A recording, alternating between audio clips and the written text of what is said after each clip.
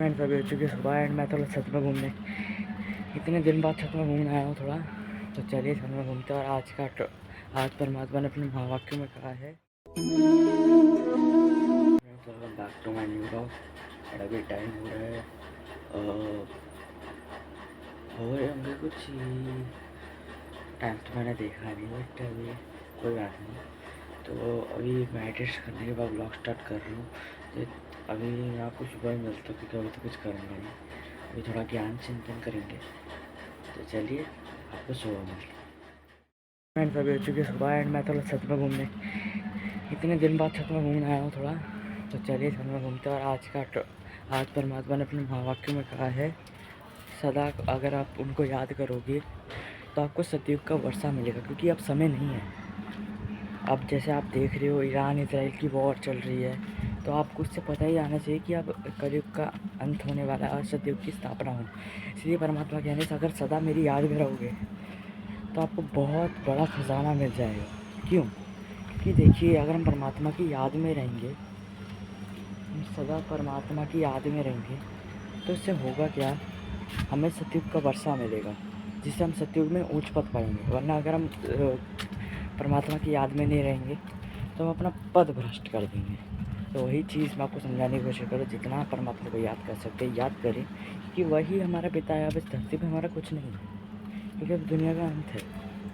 और ऐसा नहीं है कि अब इस दुनिया का अंत है, बस जो ये दुनिया में जो गंदगी है, ये 5 विकारों की, कीड़े मकोड़ों की, परमात्मा हमें परम धाम ले जाएंगे।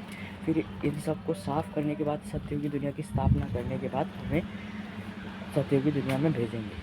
क्योंकि परमात्मा चाहते हैं कि हम भी उच्च पद पाएँ, हम भी सत्ययुग का सुख प्राप्त करें। तो परमात्मा रोज़ इतनी मेहनत कर रहे हैं, हमारे पिता परमात्मा इतनी मेहनत कर रहे हैं आपको रोज़ रोज़ कह रहे हैं कि मुझे याद करो आत्मा समझो, मुझे याद करो आत्मा समझो। तो हमारा भी फ़र्ज़ बनता है कि उस भगवान की बात हम मानें, क्योंकि साक्षात हम पहले से ही कहते हुए आ रहे हैं अगर आप आएंगे तो हम सदा आपकी याद में रहेंगे, कलयुग की दुनिया से किनारा कर लेंगे, वो कलयुग की दुनिया के किनारे को छोड़ देंगे।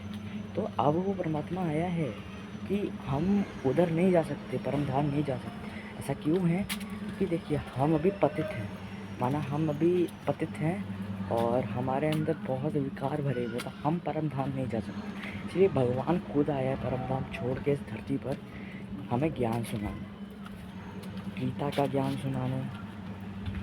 कि एक एग्जाम्पल आप सोचो कि कृष्ण जो एक देहधार है, जब ये वीडियो बंद हो गई थी गलती से, तो कोई बात नहीं। तो मैं आपको जो कह रहा हूँ कि कृष्ण क्या देहधारी हैं तो वो क्या गीता सुना सकते हैं?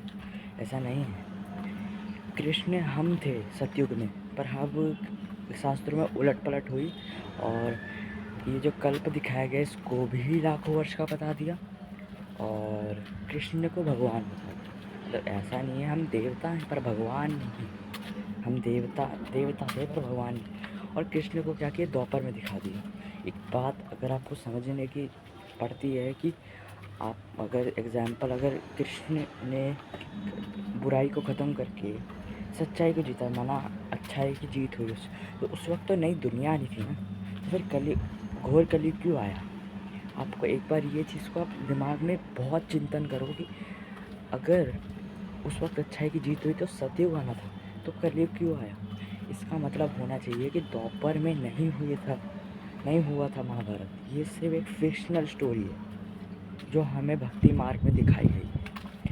और अब इस वक्त महाभारत हो रही है, इस वक्त है महाभारत। जो हम परमात्मा, जो कृष्ण दिखाया गया वो है परमात्मा और अर्जुन दिखाया गया वो है हम सब, जो इस वक्त माया के अगेंस्ट लड़ रहे, जो है कौरव। हम माया के अगेंस्ट लड़ रहे हैं, 5 विकारों के अगेंस्ट लड़ रहे हैं, जिससे हम इन 5 विकारों पर जीत पाएँ और सतयुग का वर्षा ले सतयुग पर जाए।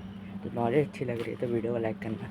चलिए आपको थोड़ी देर बाद मिलते हैं हम छत पे, तो देखते हैं। चलिए